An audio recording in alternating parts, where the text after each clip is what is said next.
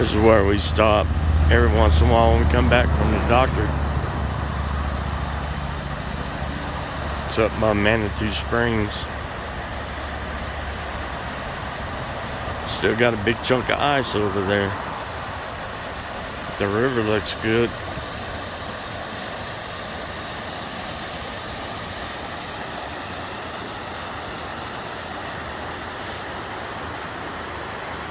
Still got ice. I don't know if you can do any panning down here, but I'm gonna try.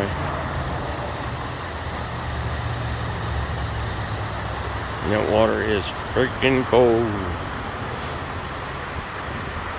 It's not too bad until you get further down. People throw trash and mattresses and all that stuff in the river. And that looks like some good places right there. Good spot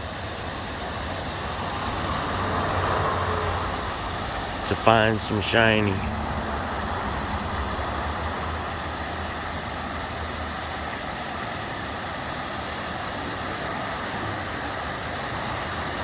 Well, y'all have a good day.